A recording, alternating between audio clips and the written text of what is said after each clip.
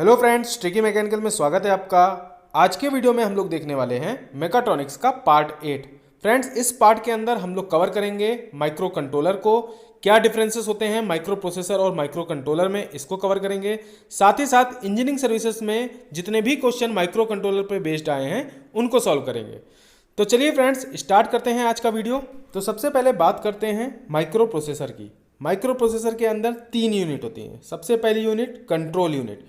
Control unit का काम होता है जितने भी ऑपरेशन हैं उनको परफॉर्म करना। दूसरी यूनिट होती है एएलयू।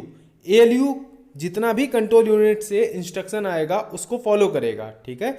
और एएलयू क्या काम करता है, जितने भी लॉजिकल एंड अर्थमेटिक ऑपरेशन होंगे उनको परफॉर्म करेगा एएलयू, ठीक है। और एएलयू जो भी अर्थमेटिक लॉजिक ऑपरेशन परफॉर्म करेगा वो डेटा पे करेगा, ठीक है। और वो डेटा हमारा स्टोर रहता है रजिस्टर एंड मेमोरी में।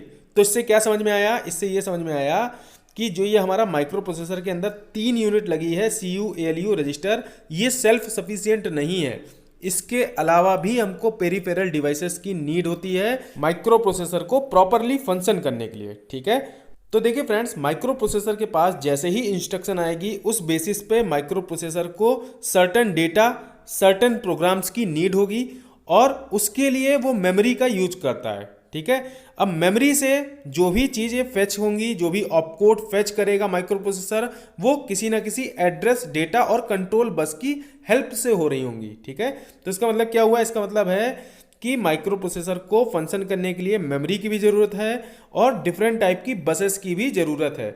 अब एक और इम्पॉर्टेंट पॉइंट कि जो भी आप लोग डेटा दे रहे हो या जो भी आप लोग आउटपुट एज अ रिजल्ट देख रहे हो, तो इसके लिए आपको क्या चाहिए होगा, इसके लिए आपको चाहिए होगा इनपुट आउटपुट पेरिफेरल डिवाइसेस। तो फ्रेंड्स, यहाँ पे हम लोग को क्या क्या चीज़ें ज़रूरत हैं, माइक्रो प्रोसेसर के साथ हमें ज़रूरत है इनपुट आउटपुट डिवाइसेस, मेमोरी और डिफरेंट टाइप की बसेस, ठीक है। तो देखिए, यहाँ से हम लोग एक पॉइंट बहुत ही आसानी से कह सकते हैं कि माइक्रो प्रोसेसर सेल्फ सफिशिएंट नहीं होता है। इसको प्रॉपरली फंक्शन करने के लिए मेमोरी की नीड होगी और इनपुट आउटपुट वेरिफेरल डिवाइसेस की नीड होगी, ठीक है। तो फ्रेंड्स, आप लोग इस पर्टिकुलर स्लाइड के अंदर जो सबसे टॉप पे डायग्राम देख रहे हो, जिसमें आपको एक जनरल पर्पस माइक्रो प्रोसेसर दिख रहा है जिसे हमने सीपीयू बोला है, और उस सीपीयू से different data and address buses से कनेक्ट है हमारी डिफरेंट डिवाइसेस, रैम, रोम, ठीक है। ये आपके मेमोरी का पार्ट हो गया। फिर इनपुट आउटपुट पोर्ट, फिर सिमिलरली टाइमर, फिर सीरियल कॉम पोर्ट, ठीक है। तो फ्रेंड्स, यहाँ से एक चीज़ बहुत अच्छे से क्लियर है हमें कि माइक्रो प्रोसेसर के साथ जितनी भी डिवाइसेस हैं, RAM, ROM, input output port, timer, serial communication port, तो ये जितने भी चीज़ें हैं ये एक्सटर्नली कनेक्टेड है, ठीक है। माइक्रो प्रोसेसर से ये सारी की सारी चीज़ें एक्सटर्नली कनेक्टेड हैं with the help of different data buses and address buses. Friends, micro controller अब क्या होता है, माइक्रो कंट्रोलर के अंदर ये सारी की सारी चीज़ें जो भी आपकी माइक्रो प्रोसेसर हैं, रैम हो गया, रोम हो गया, input output port, timer and serial communication devices, ये सारी की सारी चीज़ें एक ही चिप के अंदर प्रेजेंट होती हैं, ठीक है। आपको different peripheral devices externally connect करने की जरूरत नहीं है, क्योंकि एक ही चिप में आपको ये सारी की सारी फैसिलिटी मिलती हैं माइक्रो कंट्रोलर के अंदर। तो फ्रेंड्स, क्योंकि ये सारी की सारी चीज़ें जो भी CPU, RAM, ROM, input output, timer and serial communication port, ये सारी की सारी चीज़ें एक चिप के अंदर प्रेजेंट हैं, तो यहाँ पे मेमोरी का जो साइज रहेगा, जो माइक्रो कंट्रोलर के अंदर मेमोरी का साइज रहेगा वो लिमिटेड रहेगा और स्पेस की भी लिमिटेशन रहने वाली है, ठीक है। एक चिप के अंदर जब हम लोग सारी चीज़ें चाहते हैं तो वहाँ पे लिमिटेशन आएगी स्पेस की और मेमोरी की। साथ ही साथ limited number of input output ports को हम लोग यहाँ पे कनेक्ट कर सकते हैं, ठीक है। तो फ्रेंड्स, यहाँ से एक चीज़ बहुत अच्छे से क्लियर है कि जो हमारा माइक्रो कंट्रोलर होता है वहाँ पे मेमोरी की एक लिमिटेशन रहेगी, साथ ही साथ यहाँ पे इनपुट आउटपुट पोर्ट की भी लिमिटेशन रहेगी, क्योंकि सारी की सारी चीज़ें एक चिप के अंदर हम लोग डाल देते हैं, ठीक है। तो फ्रेंड्स, एक ही चिप के अंदर जब सारी की सारी डिवाइसेस कनेक्ट होंगी और आपके पास एक मेमोरी की भी लिमिट रहने वाली है, limited number of input output port रहने वाले हैं, तो यहाँ से आप लोग एक चीज़ बहुत आसानी से बोल सकते हो कि माइक्रो कंट्रोलर का जो भी हम लोग यूज करने वाले हैं वो किसी न किसी एक स्पेसिफिक पर्पस के लिए करेंगे, या फिर इसको हम लोग कोई स्मॉल एप्लीकेशंस में यूज करेंगे, ठीक है। वहीं बात की जाए माइक्रो प्रोसेसर की, तो माइक्रो प्रोसेसर के अंदर मेमोरी का जो साइज है वो अनलिमिटेड है। सिमिलरली जो आपके इनपुट आउटपुट पोर्ट्स हैं उसको भी हम लोग वेरी करा सकते हैं एज पर आवर नीड। तो यहाँ से हम लोग बहुत आसानी से बोल सकते हैं कि जो हमारा माइक्रो प्रोसेसर है उसका यूज हम लोग जनरल पर्पस एप्लीकेशन में कर सकते हैं। ठीक है, तो इस चीज़ को याद रखिएगा कि माइक्रो कंट्रोलर में जो आपकी मेमोरी का साइज है वो बहुत लिमिटेड रहता है, इनपुट आउटपुट पोर्ट्स लिमिटेड रहते हैं, स्पेस का कंस्ट्रेंट रहता है। तो माइक्रो कंट्रोलर क्योंकि एक चिप के अंदर सारी चीज़ों को लेकर रखता है, तो इसलिए इसको हम लोग सिर्फ एक स्पेसिफिक पर्पस के लिए यूज करने वाले हैं, या बोलिए एक स्मॉल एप्लीकेशंस में इसका यूज होगा। ठीक है फ्रेंड्स, आई थिंक सारी चीज़ें क्लियर हैं। अब हम लोग चलते हैं नेक्स्ट स्लाइड में, वहां हम लोग बात करेंगे micro processor versus micro controller. तो फ्रेंड्स, सबसे पहले बात करते हैं एप्लीकेशंस की।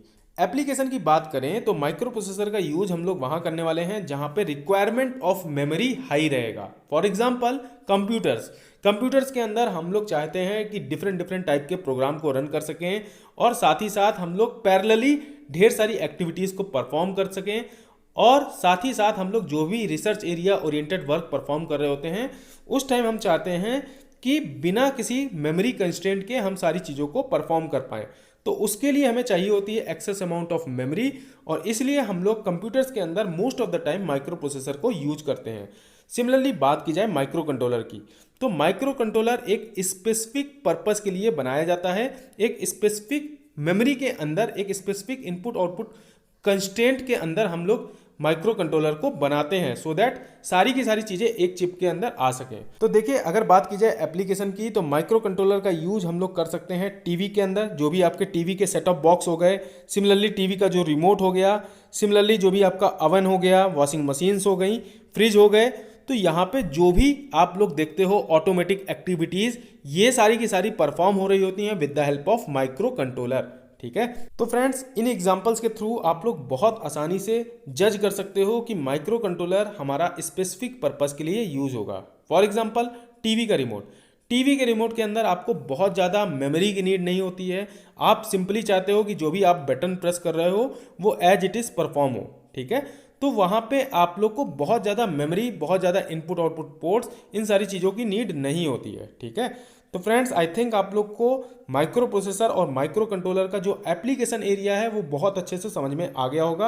अब हम लोग आते हैं फर्स्ट पॉइंट पे। तो फर्स्ट पॉइंट की बात की जाए तो माइक्रो प्रोसेसर के अंदर 3 यूनिट होती हैं, ALU, CU एंड रजिस्टर। ठीक है, सिमिलरली माइक्रो कंट्रोलर की बात की जाए तो माइक्रो कंट्रोलर के अंदर एक ही चिप के अंदर सारी की सारी चीज़ें प्रेजेंट रहती हैं। आपका रैम हो गया, रोम हो गया, इनपुट आउटपुट पोर्ट्स हो गए, टाइमर्स हो गए, ये सारी की सारी चीज़ें एक ही चिप के अंदर प्रेजेंट रहेगी।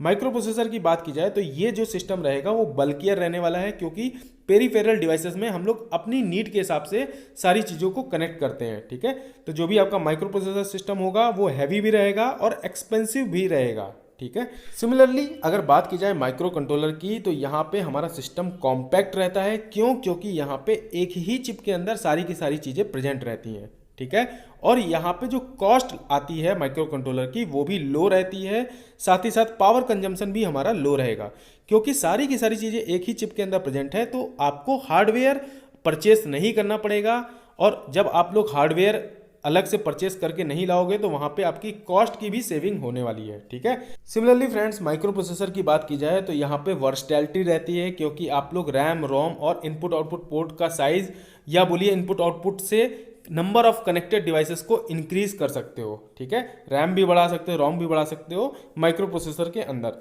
लेकिन माइक्रो कंट्रोलर के अंदर ये सारी की सारी चीज़ें क्योंकि एक चिप के अंदर रहेंगी तो स्पेस कंस्ट्रेंट रहेगा, और यहाँ पे जो मेमोरी की साइज है वो भी लिमिटेड रहती है। तो आप बोल सकते हो कि वर्सटैलिटी माइक्रो कंट्रोलर के अंदर आपको देखने को नहीं मिलेगी। ठीक है, सिमिलरली फ्रेंड्स, जो भी हमारा माइक्रो प्रोसेसर रहता है उसके अंदर हम लोग लार्ज अमाउंट ऑफ इंस्ट्रक्शन दे सकते हैं। जैसा कि मैंने बताया था कि आप लोग को अगर रिसर्च ओरिएंटेड वर्क करना है, या बोलिए आपको ज़्यादा से ज़्यादा प्रोग्राम को रन कराना है, तो उसके लिए आपको एक कंप्यूटर की नीड होगी, और कंप्यूटर में आपको मेमोरी हाई चाहिए, तो इसलिए आपको माइक्रो प्रोसेसर की नीड होगी। ठीक है, सिमिलरली बात की जाए माइक्रो कंट्रोलर की, तो ये लिमिटेड नंबर ऑफ इंस्ट्रक्शंस को परफॉर्म कर सकता है। फॉर एग्जांपल, आपका टीवी के रिमोट से आप लोग ढेर सारी चीज़ें परफॉर्म नहीं कर सकते हो, आप एक लिमिटेड एप्लीकेशन के अंदर इस चीज़ को यूज कर सकते हो। ठीक है, सिमिलरली फ्रेंड्स, माइक्रो प्रोसेसर के अंदर जो एसएस टाइम है, यानी कि मेमोरी और इनपुट आउटपुट डिवाइसेस के साथ जो भी डेटा को एक्सेस करते हैं उसमें जो टाइम लगता है वो ज़्यादा लगता है in comparison with micro controller. Micro controller में क्यों लगता है? क्योंकि एक ही चिप के अंदर सारी की सारी डिवाइसेस प्रेजेंट हैं, तो वहाँ पे हम लोग बहुत ही ईजिली, बहुत ही कम टाइम के अंदर डेटा को एक्सेस कर लेते हैं, या जो भी हमको नीड होगी मेमोरी से उसको हम लोग एक्सेस कर सकते हैं। ठीक है, अब बात करते हैं सिक्स्थ पॉइंट की। तो देखिए, more flexible due to design point of view. अगर माइक्रो प्रोसेसर को हमें डिज़ाइन करना है तो बहुत फ्लेक्सिबिलिटी रहती है, क्योंकि यहाँ पे आप चीज़ों को एक्सटर्नली कनेक्ट कर रहे होते हैं, लेकिन माइक्रो कंट्रोलर के अंदर फ्लेक्सिबिलिटी कम रहती है, क्योंकि फ्रेंड्स आप लोग को सारी की सारी डिवाइसेस को विद इन कंस्ट्रेंट स्पेस एक ही चिप के अंदर लगाना रहता है, तो इसलिए यहाँ पे हमको फ्लेक्सिबिलिटी कम देखने को मिलेगी। ठीक है, तो फ्रेंड्स अब आप लोग लास्ट पॉइंट पे आ जाओ। देखिए, माइक्रो प्रोसेसर के अंदर जितनी भी पिन रहती हैं, फॉर एग्जांपल मैंने आपको बताया था 8085 माइक्रो प्रोसेसर के अंदर 40 पिन्स रहती हैं, तो उन 40 पिन्स में बहुत ही कम ऐसी पिन रहेंगी जो मल्टी फंक्शन रहे, या बोलिए एक ही पिन के अंदर हम लोग डिफरेंट टास्क को परफॉर्म कर सकें। लेकिन फ्रेंड्स बात की जाए माइक्रो कंट्रोलर की, तो यहाँ पे ढेर सारी ऐसी पिन्स रहती हैं, या बोलिए more number of pins are multifunctional. ठीक है, इस चीज़ को याद रखिएगा कि जो आपका माइक्रो प्रोसेसर है यहाँ पे कम ही पिन ऐसी रहेंगी जो मल्टी फंक्शनल रहेंगी, लेकिन माइक्रो कंट्रोलर के अंदर ढेर सारी ऐसी पिन रहेंगी जो मल्टी फंक्शनल होती हैं। सिमिलरली फ्रेंड्स, जैसा कि मैंने आपको बताया था कि माइक्रो प्रोसेसर के अंदर जो हमारा बेस था वो था हमारा 8085 माइक्रो प्रोसेसर। ठीक है, सिमिलरली अगर माइक्रो कंट्रोलर की बात की जाए तो यहाँ पे 8051 जो माइक्रो कंट्रोलर है इसको हम लोग बेस मानते हैं। ठीक है, तो फ्रेंड्स आई थिंक आप लोग को माइक्रो प्रोसेसर और माइक्रो कंट्रोलर में जो डिफरेंसेस थे वो बहुत अच्छे से समझ में आ गए होंगे। अब हम लोग चलते हैं नेक्स्ट स्लाइड में। तो फ्रेंड्स जैसा कि मैंने आपको बताया था कि माइक्रो कंट्रोलर के अंदर हम लोग 8051 माइक्रो कंट्रोलर को बेस मान के चलते हैं। ठीक है, तो देखिए मैंने इस पर्टिकुलर स्लाइड के अंदर उसी 8051 की बेसिक फीचर को डिस्कस किया हुआ है। तो फ्रेंड्स सबसे पहले बात करते हैं प्रोसेसर की। तो 8 बिट का प्रोसेसर था हमारा 8051 के अंदर। सिमिलरली रोम थी हमारी 4 KB की। सिमिलरली रैम थी हमारी 128 बाइट की। तो फ्रेंड्स आप लोग को समझ में आ रहा होगा कि यहाँ तो रोम और रैम बहुत ही कम साइज में थी, यानी जो 8051 में रोम और रैम का साइज है वो तो बहुत कम है। आज के समय में हम लोग GB में यूज करते हैं। ठीक है, तो देखिए फ्रेंड्स 8051 में जो भी हम लोग रोम देख रहे हैं 4 KB, सिमिलरली 128 बाइट की रैम, ये मोर देन सफिशिएंट है। फॉर एग्जांपल अगर आपको टीवी का रिमोट यूज करना है या फिर AC का रिमोट यूज करना है तो वहाँ पे हमारे लिए ये मेमोरी भी मोर देन सफिशिएंट है। ठीक है, तो फ्रेंड्स अब बात करते हैं IC की। तो यहाँ पे 8051 के अंदर 40 पिन IC थी। सिमिलरली यहाँ पे 2 16 बिट के टाइमर्स थे। टाइमर्स क्या चीज़ होती है?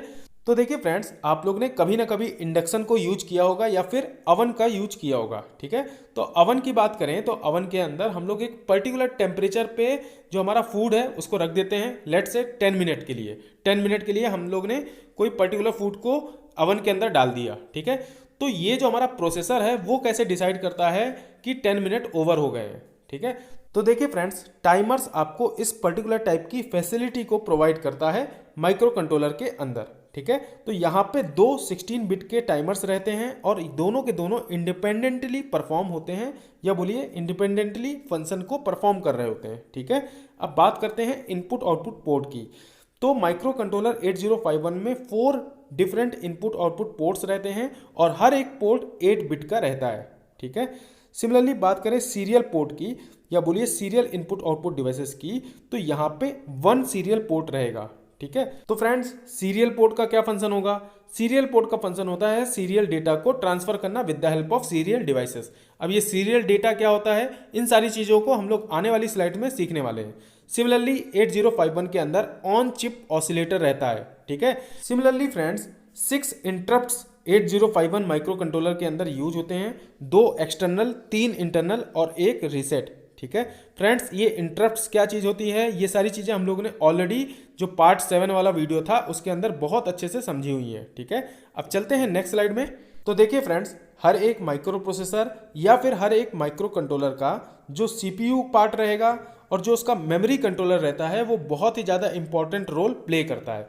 तो फ्रेंड्स हम लोग इसी CPU और मेमोरी कंट्रोलर को ओवरऑल व्यू में देखने वाले हैं। ठीक है, तो फ्रेंड्स बात करते हैं CPU की। तो CPU को 2 पर्टिकुलर यूनिट्स में डिवाइड कर सकते हैं। पहला रजिस्टर फाइल, दूसरा RALU। RALU मतलब रजिस्टर अर्थमेटिक लॉजिक यूनिट। ठीक है, तो सबसे पहले बात करते हैं रजिस्टर फाइल की, जो आपको लेफ्ट हैंड में दिख रहा होगा। तो देखिए फ्रेंड्स, रजिस्टर फाइल के अंदर है 2 यूनिट। सबसे टॉप पे है हमारा रजिस्टर रैम और बॉटम में है हमारा CPU स्पेशल फंक्शन रजिस्टर। तो देखिए फ्रेंड्स, हम लोग ने 8085 माइक्रो प्रोसेसर के अंदर 2 टाइप के रजिस्टर को पढ़ा था। सबसे पहला था हमारा जनरल पर्पस रजिस्टर, उसके अंदर हम लोग ने 6 रजिस्टर को देखा था, B, C, D, E और HL। ठीक है। सिमिलरली स्पेशल फंक्शन रजिस्टर के अंदर हमने देखा था एक्यूमुलेटर, स्टैक पॉइंटर, ये सारे के सारे आपके स्पेशल फंक्शन रजिस्टर हैं। सिमिलरली फ्रेंड्स, अगर बात की जाए माइक्रो कंट्रोलर की, तो यहाँ पे भी स्पेशल फंक्शन रजिस्टर होते हैं CPU के अंदर। ठीक है।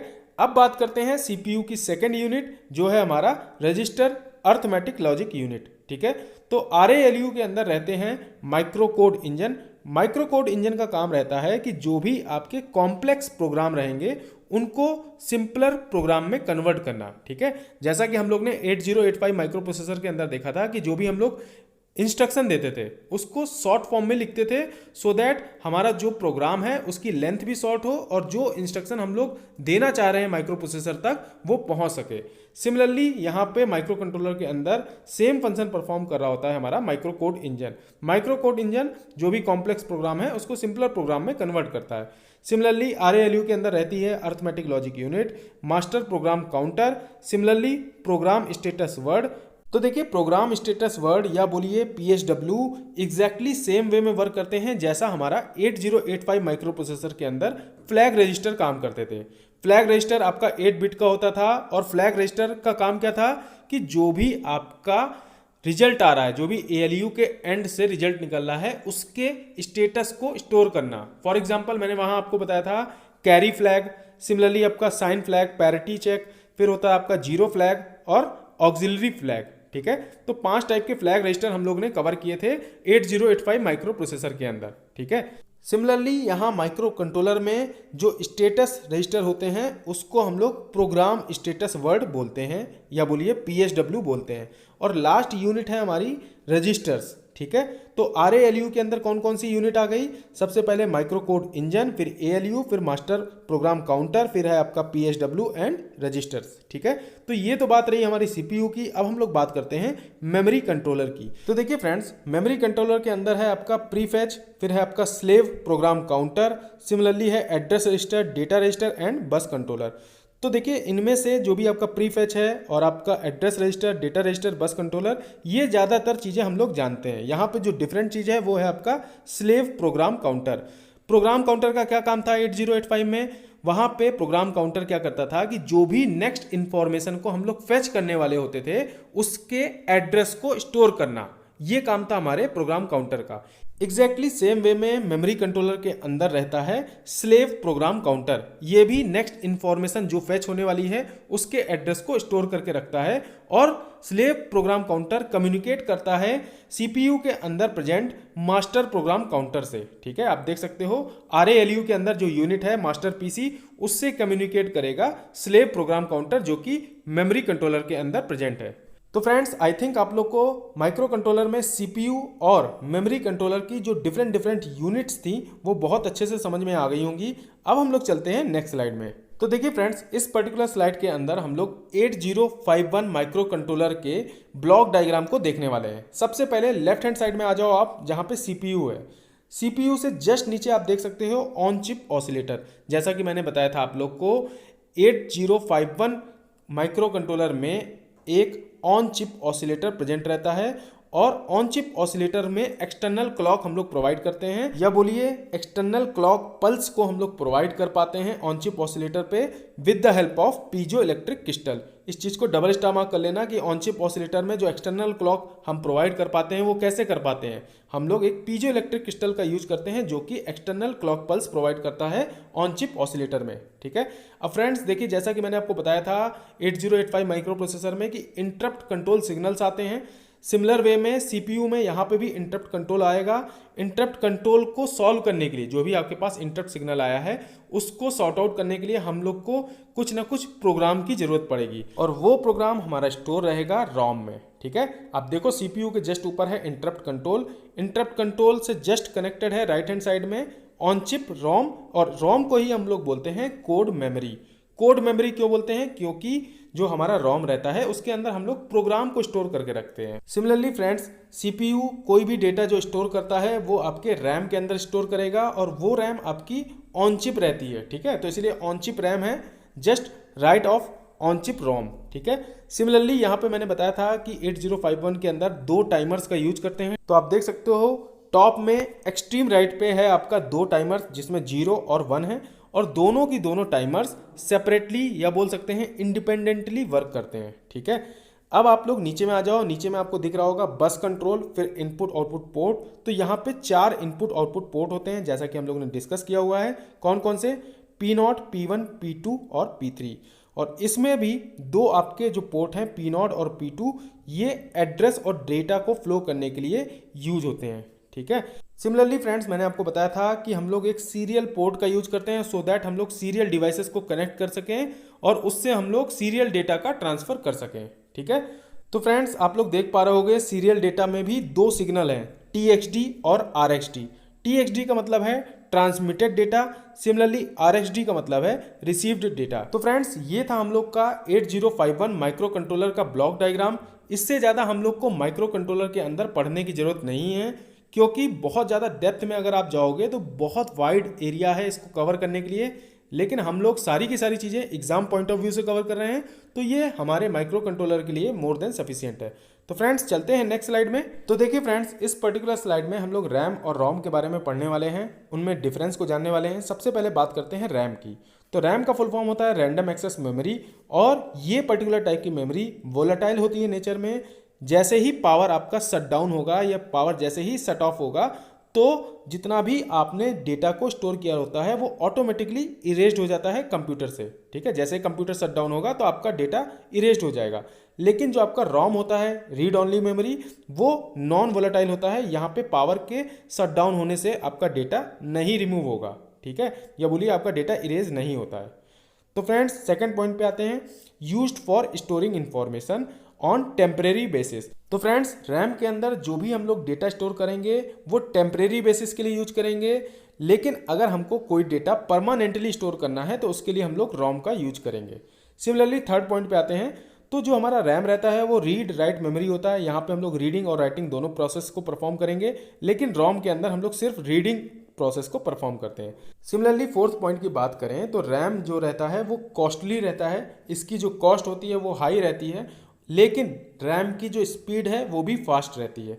रोम की अगर बात की जाए तो इसका कॉस्ट कम रहेगा लेकिन स्पीड भी कम रहती है, ठीक है। सिमिलरली फिफ्थ और सिक्स्थ पॉइंट को देखें तो चिप का साइज रैम के अंदर लार्ज रहता है। इवन हम लोग 16 GB डेटा तक का यूज करते हैं रैम के अंदर, ठीक है। रोम की बात की जाए तो रोम का साइज स्मॉल रहता है और यहाँ पे जो भी डेटा हम लोग स्टोर करते हैं वो MBs में रहता है, 4 MB 2 MB इस टाइप से, ठीक है। सिमिलरली रैम के टाइप्स की बात की जाए तो 3 टाइप की रैम होती हैं, एस रैम, डी रैम और SD रैम। एस का फुल फॉर्म होता है स्टैटिक रैम, फिर डी का फुल फॉर्म होता है डायनेमिक रैम, और SD का फुल फॉर्म होता है सिंक्रोनस डायनेमिक। स्टैटिक डायनेमिक नहीं होता, सिंक्रोनस डायनेमिक। इसको डबल स्टार मार्क कर लेना, हो सकता है एग्जाम के अंदर आपसे पूछ लिया जाए एब्रीविएशन में, ठीक है। इस चीज़ को स्टार मार्क कर लो। इन सारी चीज़ों के बारे में हम लोग ने, जितनी भी टाइप की रैम होती हैं इनके बारे में हम लोग ने ऑलरेडी, जो हमारा पार्ट 2 वाला वीडियो था 8085 माइक्रो प्रोसेसर का, जो हमारा दूसरा वीडियो था, उसके अंदर हम लोग ने रैम को अच्छे से समझा हुआ है। अब रोम की बात की जाए तो रोम हमारी 4 टाइप की होती है। सबसे पहले मास्क्ड रोम। तो मास्क्ड रोम के अंदर जो भी हम लोग प्रोग्राम लिख के रखते हैं उसको इरेज नहीं कर सकते हैं, या बोलिए कि मास्क्ड रोम के अंदर जो भी प्रोग्राम रहेगा वो परमानेंटली रहता है। सिमिलरली पी रोम, जो हमारा सेकंड टाइप है, वो है हमारा पी रोम। पी रोम का फुल फॉर्म है प्रोग्रामेबल रोम। तो इसका क्या मतलब है, या तो यहाँ पे प्रोग्राम रोम के अंदर ऑलरेडी लिखा होगा, या फिर हम लोग एक ब्लैंक रोम को लेके आएंगे और उसके अंदर सिंगल टाइम में प्रोग्राम को स्टोर कर सकते हैं, ठीक है। तो ये हो गया हमारा प्रोग्रामेबल रोम। थर्ड टाइप है हमारा इरेजेबल प्रोग्रामेबल रोम। इरेजेबल है, यहाँ पे मतलब है कि जो भी हमारा पास प्रोग्राम है जो रोम के अंदर स्टोर था ऑलरेडी, उसको हम लोग इरेज कर सकते हैं, ठीक है। इरेज कैसे कर सकते हैं? With the help of UV light. जब हम लोग इस ईपी रोम को यूवी लाइट के अंदर रखेंगे तो जो भी प्रोग्राम हमारा इसके अंदर स्टोर रहेगा उसको पूरी तरीके से ये हटा देगा। अगर आप पार्सली प्रोग्राम को हटाना चाहो, कुछ पर्टिकुलर लेंथ तक आप प्रोग्राम को हटाना चाहो, तो इस ईपी रोम के अंदर इस चीज़ को आप परफॉर्म नहीं कर सकते हो। ईपी रोम के अंदर जैसे ही आप लोग यूवी लाइट के अंदर 30 मिनट या 35 मिनट के टाइम स्पैन में रखोगे तो जो भी आपका प्रोग्राम स्टोर रहेगा ईपी रोम के अंदर वो पूरी तरीके से डिमिनिश हो जाएगा या बोलिए पूरी तरीके से नष्ट हो जाएगा। ठीक है, अब हम लोग बात करते हैं फोर्थ टाइप की, जो है हमारा डबल ईपी रोम। ठीक है, तो इसका फुल फॉर्म है इलेक्ट्रिकली इरेजेबल प्रोग्रामेबल रोम। ठीक है, तो यहाँ पे जो भी हमारा प्रोग्राम रोम के अंदर स्टोर था इसको इलेक्ट्रिकली इरेज कर सकते हैं। ठीक है, तो देखिए फ्रेंड्स, जो हमारा ईपी रोम था जहाँ पे हम लोग यूवी लाइट की हेल्प से रोम के अंदर लिखे हुए प्रोग्राम को हटा रहे थे, ये एक प्रोग्रामर लेवल पे या बोलिए हम लोग के लेवल पे उसको सॉल्व करना आसान नहीं है या उस प्रोग्राम को हटाना हमारे लिए आसान नहीं है। तो मोस्ट ऑफ द टाइम अगर हमें प्रोग्राम को इरेज करना रहता है तो हम लोग इलेक्ट्रिकली इरेजेबल प्रोग्रामेबल रोम का यूज करते हैं। तो फ्रेंड्स, आई थिंक आप लोग को रोम के डिफरेंट टाइप्स बहुत अच्छे से समझ में आ गए होंगे। अब हम लोग चलते हैं नेक्स्ट स्लाइड में। तो देखिए फ्रेंड्स, इस पर्टिकुलर स्लाइड में हम लोग एक और इंपॉर्टेंट पॉइंट के बारे में डिस्कस करने वाले हैं, serial data and parallel data. ठीक है, जैसा मैंने आपको बताया था सीरियल इनपुट आउटपुट डिवाइसेस, तो सीरियल डेटा क्या चीज़ होती है और फिर पैरेलल डेटा क्या चीज़ होती है। तो सीरियल डेटा के अंदर हम लोग जो भी डेटा ट्रांसफ़र करेंगे वो बिट बाय बिट करेंगे। ठीक है, मतलब है कि माइक्रो कंट्रोलर और पेरीफेरल डिवाइसेस के बीच में जो भी डेटा ट्रांसफ़र हो रहा होगा वो बिट बाय बिट ट्रांसफ़र हो रहा होगा। अब बात करते हैं पैरेलल डेटा की। तो पैरेलल डेटा के अंदर माइक्रो कंट्रोलर और पेरीफेरल डिवाइसेस के बीच में जो भी डेटा ट्रांसफ़र हो रहा होगा वो एक ही टाइम में 8 बिट डेटा ट्रांसफ़र हो सकता है। ठीक है, मतलब है कि 8 बिट आप लोग एक ही टाइम पे ट्रांसफ़र कर सकते हो माइक्रो कंट्रोलर से पेरीफेरल डिवाइसेस में। वहीं बात की जाए सीरियल डेटा की तो वहाँ पे सिर्फ एक ही बिट को हम लोग ट्रांसफ़र कर पा रहे थे at a time microcontroller to peripheral devices. ठीक है, अब एक और इम्पॉर्टेंट पॉइंट कि जो हमारा माइक्रो कंट्रोलर और पेरीफेरल डिवाइसेस के बीच में डेटा ट्रांसफ़र हो रहा है, अगर सिर्फ 1 बिट डेटा ट्रांसफ़र हो रहा है तो इसके लिए हमें सिर्फ सिंगल लाइन की नीड होगी। ठीक है, या बोलिए सिंगल बस की ज़रूरत पड़ेगी। ठीक है, लेकिन अगर आप लोग एक टाइम में eight a time 8 bit data transfer कर रहे हो तो उसमें आप लोग को 8 डिफरेंट वायर्स का यूज करना पड़ेगा या बोलिए 8 डिफरेंट लाइंस का यूज करना पड़ेगा। जैसा कि आप लोग राइट हैंड साइड के फिगर में देख पा रहे होंगे, 8 रेड कलर की लाइंस आपको दिख रही होंगी जो 8 बिट डेटा को ट्रांसफ़र कर रही होंगी। तो फ्रेंड्स, अब फ़ायदा क्या है, सीरियल डेटा हम लोग फिर यूज क्यों कर रहे होंगे? अगर आप लोग eight a time 8 bit data transfer कर सकते हो तो फिर आपको सीरियल डेटा की ज़रूरत क्यों पड़ी? तो देखिए फ्रेंड्स, होता क्या है कि अगर आपके माइक्रो कंट्रोलर और पेरीफेरल डिवाइसेस के बीच की डिस्टेंस बहुत ज़्यादा है तो उस पर्टिकुलर केस में हम लोग चाहते हैं कि कम से कम स्पेस के अंदर हम लोग डेटा को ट्रांसफ़र करें। तो उसके लिए हम लोग चाहेंगे कि 8 डिफरेंट वायर्स का यूज ना करके या बोलिए 8 डिफरेंट बसेस का यूज ना करके सिंगल बस का यूज करें। सिंगल बस या बोलिए सिंगल वायर का यूज करने से जो हमको सबसे बड़ी एडवांटेज है कि हम लोग विद इन कंस्ट्रेंट स्पेस सारी चीज़ों को कनेक्ट कर सकते हैं और डेटा को भी हम लोग ईजिली ट्रांसफ़र कर सकते हैं। भले यहाँ पे हमारा data bit by bit transfer हो रहा है, लेकिन हमें जो कंस्ट्रेंट स्पेस के अंदर सारी चीज़ों को अप्लाई करना रहता है माइक्रो कंट्रोलर के अंदर, वो हम लोग ईजिली अप्लाई कर सकते हैं। ठीक है, तो फ्रेंड्स, आई थिंक आप लोग को एक चीज़ समझ में आ गई होगी कि माइक्रो कंट्रोलर और पेरीफेरल डिवाइसेस के बीच की जो डिस्टेंस है अगर ज़्यादा है तो उस केस में जो हमारी सर्किटरी कॉस्ट थी, जो हमारी सर्किटरी कॉस्ट होती है एक पर्टिकुलर चिप के अंदर हम लोग चाहते हैं कि सारी की सारी डिवाइसेस को अप्लाई कर सकें, लगा सकें, तो वो कॉस्ट हमारी इंक्रीज हो जाएगी अगर हम लोग ये पैरेलल डेटा का यूज कर रहे होंगे, क्योंकि वहाँ पे हमें 8 डिफरेंट वायर्स का यूज करना पड़ेगा और उससे हमारी जो स्पेस कंस्ट्रेंट की प्रॉब्लम थी वो बढ़ जाएगी। ठीक है, तो फ्रेंड्स, आई थिंक आप लोग को ये पर्टिकुलर चीज़ें बहुत अच्छे से समझ में आ गई होंगी। अब हम लोग चलते हैं क्वेश्चन सॉल्व करने। तो देखिए, सबसे पहले हम लोग सॉल्व करते हैं इंजीनियरिंग सर्विसेज 2018 में आए हुए क्वेश्चन को। तो देखिए, क्वेश्चन कह रहा है which one of the following is correct with respect to microcontrollers. तो फर्स्ट पार्ट है integration of a microprocessor with input output interfaces and memory and other peripherals in a single IC chip. तो देखिए friends, यही चीज़ तो हमने micro controller के बारे में पढ़ी थी। माइक्रो कंट्रोलर के अंदर जितनी भी पेरिफेरल डिवाइसेस थी, जितने भी इनपुट आउटपुट इंटरफेसेस थे, वो सारी की सारी एक ही चिप के अंदर प्रेजेंट थी। तो इसलिए इस पर्टिकुलर क्वेश्चन का सही आंसर है ए पार्ट। अब चलते हैं नेक्स्ट क्वेश्चन में। तो देखिए फ्रेंड्स, ये क्वेश्चन इंजीनियरिंग सर्विसेज 2020 में आया हुआ है। Which of the following factors are to be considered while selecting a microcontroller. ठीक है, तो इनमें से कौन से ऐसे फैक्टर्स हैं जिसके बेस पे हम लोग माइक्रो कंट्रोलर को सेलेक्ट करते हैं। फर्स्ट है मेमोरी रिक्वायरमेंट, बिल्कुल सही है। मेमोरी की रिक्वायरमेंट के आधार पे हम लोग माइक्रो कंट्रोलर को सिलेक्ट करते हैं। सिमिलरली सेकंड है प्रोसेसिंग स्पीड। तो माइक्रो कंट्रोलर के अंदर हम चाहते हैं कि जो भी हमारा प्रोसेसर हो उसकी स्पीड फास्ट रहे। ये तो हमारे हर एक माइक्रो प्रोसेसर या बोलिए माइक्रो कंट्रोलर की एक जनरल नीड है। थर्ड पॉइंट है number of input output pins. तो फ्रेंड्स हम लोग क्या चाहते हैं, हम लोग चाहते हैं कि मिनिमम नंबर ऑफ पिन्स का यूज करें। जैसा कि हम लोग ने 8085 माइक्रो प्रोसेसर के अंदर भी देखा था कि वहां पे एड्रेस और डेटा बस को हम लोग मल्टीप्लेक्स्ड कर दे रहे थे AD0 से AD7, ठीक है। तो सेम वे में माइक्रो कंट्रोलर के अंदर भी हम लोग चाहते हैं कि जो नंबर ऑफ पिन्स हैं उसका इफेक्टिवली यूज किया जाए। इसीलिए हम लोग जो माइक्रो कंट्रोलर रहता है यहाँ पे पिन्स, जो पिन्स रहती हैं उसको मल्टी फंक्शनल बनाते हैं, ठीक है। यहाँ पे ढेर सारी ऐसी पिन्स रहती हैं जो मल्टी फंक्शनल वर्क कर रही होती हैं, ठीक है। तो फ्रेंड्स इस पर्टिकुलर क्वेश्चन का भी सही आंसर हो जाएगा डी पार्ट। 1, 2 एंड 3 तीनों स्टेटमेंट बिल्कुल सही हैं। नंबर ऑफ पिन्स भी हमारा एक मेजर सिलेक्शन का क्राइटेरिया रहता है। हम चाहते हैं कि लिमिटेड नंबर ऑफ पिन्स का यूज करके हम लोग अपने जो फंक्शंस हैं उनको इफेक्टिवली परफॉर्म कर सकें, ठीक है। तो फ्रेंड्स आई थिंक आप लोग को ये क्वेश्चन अच्छे से समझ में आ गया होगा। अब हम लोग चलते हैं नेक्स्ट क्वेश्चन में। तो देखिए फ्रेंड्स ये भी क्वेश्चन इंजीनियरिंग सर्विसेज में आया हुआ है। Which one of the following statement is correct. First part है microprocessor is more suitable for general purpose and microcontroller is more suitable for special purpose and custom built application. Exactly same चीज मैंने आपको first slide में बताई थी। मैंने बताया था कि माइक्रो प्रोसेसर का यूज हम लोग जनरल पर्पज के लिए करते हैं, जो भी हमारे कंप्यूटर्स रहते हैं वहाँ पे हम लोग यूज कर रहे होते हैं। सिमिलरली माइक्रो कंट्रोलर का यूज हम लोग स्पेसिफिक पर्पज के लिए कर रहे होते हैं। मैंने बताया था आपको कि जो भी आपका टीवी रिमोट हो गया, AC रिमोट हो गए, तो ये एक स्पेसिफिक पर्पस के लिए डिजाइन होते हैं। यहाँ पे मेमोरी की रिक्वायरमेंट हमें लिमिटेड रहेगी, या बोलिए जो भी हम लोग यहाँ प्रोग्राम स्टोर करना चाहेंगे सो दैट हमारा जो डिवाइस है वो प्रॉपरली फंक्शन कर सके, तो वो प्रोग्राम्स भी लिमिटेड रहेंगे नंबर्स में, ठीक है। तो इसीलिए जो भी हमारे माइक्रो कंट्रोलर रहते हैं उनका यूज हम लोग स्पेसिफिक पर्पस के लिए करते हैं, या बोलिए स्पेशल पर्पस के लिए करते हैं। तो फ्रेंड्स इस क्वेश्चन का भी सही आंसर है ए पार्ट।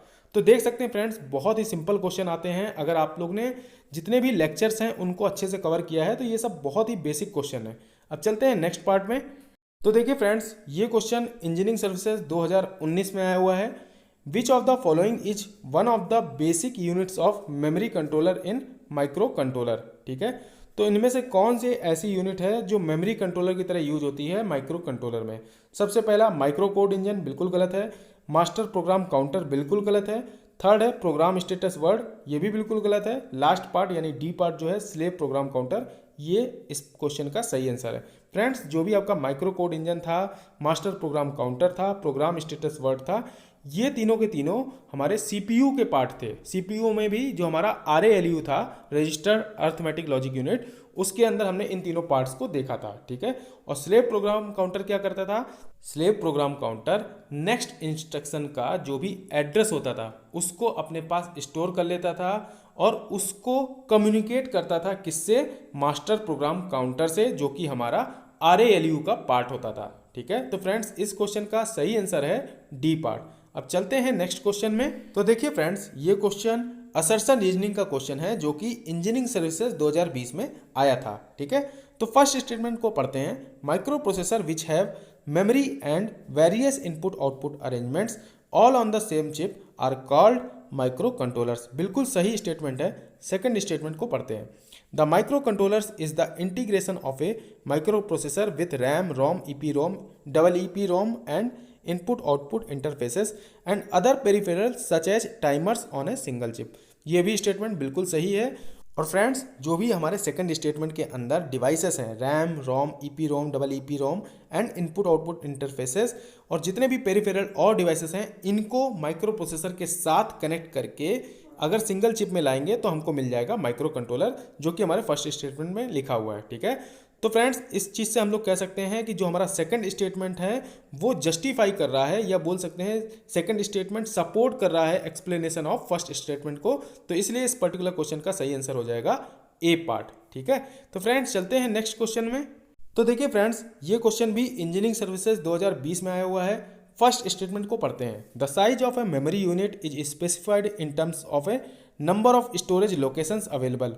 1K इज 2 की power 10 equal to 1024 locations and thus 4K memory has 4096 locations. Exactly बिल्कुल करेक्ट स्टेटमेंट है, इसमें कोई भी डाउट नहीं है कि 1K का मतलब होता है 2 की पावर 10 और 2 की पावर 10 का मतलब हो गया 1024 लोकेशंस। सिमिलरली जब 1K हो गया 1024 लोकेशंस, अगर हम लोग इसको 4 टाइम्स कर दें तो वो हो जाएगा 4096 लोकेशंस। तो फ्रेंड्स फर्स्ट स्टेटमेंट बिल्कुल करेक्ट है। अब बात करते हैं सेकंड स्टेटमेंट की। सेकंड स्टेटमेंट बोल रहा है इरेजेबल एंड प्रोग्रामेबल रोम, या बोल सकते हैं EPROM is a form of memory unit used for ROM that can be programmed and their contents altered. तो ये एग्जैक्टली सही है, हम लोग ने ऑलरेडी रोम को बहुत अच्छे से समझा हुआ है कि ईपी रोम के अंदर जो भी हम लोग प्रोग्राम रखते हैं या लिखते हैं उसको हम लोग इरेज कर सकते हैं, ठीक है, और फिर से इसको प्रोग्राम किया जा सकता है, ठीक है। तो friends statement first and second बिल्कुल करेक्ट हैं, लेकिन जो हमारा सेकंड स्टेटमेंट है उसकी कोई भी डायरेक्ट लिंकिंग नहीं है, या बोलिए सेकंड स्टेटमेंट सपोर्ट नहीं करता है डायरेक्टली स्टेटमेंट फर्स्ट को। कैसे? देखिए जो आपका ईपी रोम है उसका तो जो फंक्शन है वो एग्जैक्टली सेम है जो हमारे स्टेटमेंट सेकंड में लिखा है, लेकिन उसका कोई भी डायरेक्टली लिंक नहीं है नंबर ऑफ लोकेशंस के साथ, ठीक है। नंबर ऑफ लोकेशंस का इससे कोई भी कनेक्शन नहीं है, इसीलिए इस पर्टिकुलर क्वेश्चन का सही आंसर हो जाएगा बी पार्ट, ठीक है। और फ्रेंड्स एक और इम्पॉर्टेंट चीज़, अगर आप लोग सारे लेक्चर्स बहुत अच्छे से फिनिश करते हुए चल रहे हो तो मोस्ट ऑफ द क्वेश्चन जो एग्जाम पेपर में आते हैं वो आप इजीली सॉल्व कर सकते हो, ठीक है। तो फ्रेंड्स चलते हैं नेक्स्ट स्लाइड में। तो देखिए फ्रेंड्स इस पर्टिकुलर स्लाइड में हम लोग बात करने वाले हैं एब्रीविएशन की। कुछ इंपॉर्टेंट एब्रीविएशंस जो हमें याद रखना बहुत ज़्यादा जरूरी है for exam point of view, ठीक है। तो फ्रेंड्स आप लोग देख सकते हो सबसे फर्स्ट जो हमारा एब्रीविएशन है वो है म्यूपी या एमपीयू, जिसको हम लोग बोलते हैं माइक्रो प्रोसेसर यूनिट। सिमिलरली है second MCU microcontroller unit, PLD programmable logic devices. Similarly है फोर्थ आईओ जिसको हम लोग बोलते हैं इनपुट आउटपुट। सिमिलरली हमारा फिफ्थ पॉइंट है एसआईडी जिसका फुल फॉर्म है serial input data. Similarly sixth point SOD serial output data. SOC system on chip. IC integrated circuit. MOS metal oxide semiconductor. CMOS इसको बोलते हैं complementary metal oxide semiconductor. Cosmos इसका full form होता है complementary system metal oxide semiconductor, ठीक है। MOSFET metal oxide semiconductor field effect transistor. Friends देखिए यहाँ पे जितने भी एब्रीविएशन लिखे हुए हैं ये आपसे इंजीनियरिंग सर्विसेज के प्रीलिम्स में भी पूछे जा सकते हैं। प्रीलिम्स में भी जो आपका पेपर 1 है उसके अंदर भी ये चीज़ें आ सकती हैं, ठीक है। अब आप देखिए राइट हैंड साइड में SSI small scale integration, LSI large scale integration, VLSI very large scale integration, ULSI ultra large scale integration. Similarly RAM का फुल फॉर्म है रैंडम एक्सेस मेमोरी। फिर एस रैम होता है स्टैटिक रैम। फिर D RAM dynamic RAM. H D RAM synchronous dynamic RAM, ठीक है। Static dynamic नहीं होता है, मैं बार बार आपको सेम चीज़ बता रहा हूँ सो दैट आप लोग गलती मत करो। ROM read only memory, EPROM erasable and programmable ROM, ठीक है। सिमिलरली पी रोम होता है programmable ROM. Double EPROM होता है electrically erasable programmable ROM. MUX होता है मल्टीप्लेक्सर जिसका हम लोग ने यूज किया था 8085 माइक्रो प्रोसेसर में। जो भी हमारे डिफरेंट टाइप के रजिस्टर्स थे, जो भी हमारा स्पेशल फंक्शन रजिस्टर थे, जो भी हमारा स्टैक पॉइंटर था, फिर आपका प्रोग्राम काउंटर था, तो ये सारी चीज़ें हमारी मल्टीप्लेक्सर के अंदर थी, ठीक है। सिमिलरली 26 है हमारा एएलई जिसको हम लोग बोलते हैं address latch enable. Address latch enable जो था वो हमारा डी मल्टीप्लेक्सिंग का काम करता था। जो भी हमारा AD0 से AD7 वाला डेटा था उसको डी मल्टीप्लेक्स करता था, ठीक है। तो देखिए डी मल्टीप्लेक्सिंग का मतलब क्या था कि जो हमारा एड्रेस डेटा बस लाइन था उसमें सेम लाइन पे एड्रेस भी आता था और सेम लाइन पे डेटा भी आता था। तो इसको सेपरेटली कैसे यूज करना है, जब हमारा ALE था, ALE पे जब सिग्नल हाई मिलेगा तो हाई सिग्नल मिलने पे हमको एड्रेस रिसीव होगा, और ALE सिग्नल जब हमारा लो रहेगा तो उस टाइम पे हमको डेटा रिसीव होगा, ठीक है। और फ्रेंड्स हम लोग ने मल्टीप्लेक्सिंग क्यों की थी, so that minimum number of pins का यूज करके हम लोग अपनी डिजायर्ड फंक्शन को परफॉर्म कर सकें, ठीक है। इसीलिए हम लोग मल्टीप्लेक्सिंग करते हैं एड्रेस और डेटा बस लाइन को, ठीक है। तो फ्रेंड्स आई थिंक आप लोग को इस पर्टिकुलर स्लाइड में जितनी भी चीज़ें लिखी थी, जितने भी एब्रीविएशन लिखे थे वो बहुत अच्छे से समझ में आ गए होंगे। अब हम लोग चलते हैं नेक्स्ट स्लाइड में। और फ्रेंड्स जो भी मैं आपको ALE सिग्नल हाई लो ये सारी चीज़ें बता रहा हूँ ये ऑलरेडी हम लोग ने वीडियो 6 और 7 में बहुत अच्छे से डिटेल में समझी हुई हैं। तो देखिए फ्रेंड्स इस पर्टिकुलर स्लाइड में कुछ और इंपॉर्टेंट एब्रीविएशन है। CPU central processing unit, CU control unit, ALU arithmetic and logic unit, similarly RALU register arithmetic and logic unit. Similarly आपका होता है ISA जिसको हम लोग बोलते हैं instruction set architecture. DMA direct memory access, RISC reduced instruction set architecture, CISC complex instruction set architecture. देखिए friends, यहाँ पे जितने भी टर्म लिखे हैं ये सारे के सारे टर्म्स हम लोग ने ऑलरेडी अपने वीडियोज़ में कवर कर रखे हैं। अभी तक जो भी लेक्चर्स हम लोग ने कवर किए हैं उसमें सारी चीज़ें कवर हो चुकी हैं। बस मैंने आपको एक इंपॉर्टेंट एब्रीविएशंस को एक जगह दे दिया है सो दैट आप लोग इन सारे एब्रीविएशंस को एक बार अच्छे से देख जाओ एग्जाम से पहले। ठीक है, अब आ जाइए 34 नंबर पे IMC या फिर MCC, इंटीग्रेटेड मेमोरी कंट्रोलर, या इसको बोल सकते हैं मेमोरी चिप कंट्रोलर, और PSW प्रोग्राम स्टेटस वर्ड। ठीक है, तो फ्रेंड्स ये दोनों जो 34 और 35 नंबर पे मैंने आपको एब्रीविएशन दिए हैं ये स्पेसिफिकली यूज होते हैं माइक्रो कंट्रोलर में। ठीक है, अब 36 नंबर पे आप देखो SP स्टैक पॉइंटर। ठीक है, तो फ्रेंड्स यहाँ पे हम लोग का जितना भी रिलेटेड पार्ट था माइक्रो प्रोसेसर और माइक्रो कंट्रोलर का for exam point of view वो हम लोग ने फिनिश कर लिया है। कुछ और अगर पार्ट इससे रिलेटेड मुझे लगेगा कि आपके लिए ज़रूरी है जानना, तो इसी 8 सीरीज में 8.2, 8.3 इस वे में मैं वीडियो को अपलोड कर दूंगा। ठीक है, तो फ्रेंड्स अब हम लोग नेक्स्ट पार्ट यानी जो हमारा पार्ट 9 रहेगा उस पार्ट 9 के अंदर हम लोग कवर करने वाले हैं PLD यानी कि प्रोग्रामेबल लॉजिक डिवाइसेस। तो फ्रेंड्स मिलते हैं नेक्स्ट वीडियो में, तब तक के लिए हंसते रहिए, मुस्कुराते रहिए। लाइफ में ऑलरेडी बहुत टेंशन है, हम लोग दूर करेंगे मुस्कुरा के। वीडियो अच्छा लगे तो लाइक कीजिएगा और कमेंट करके बताइएगा। Thank you friends.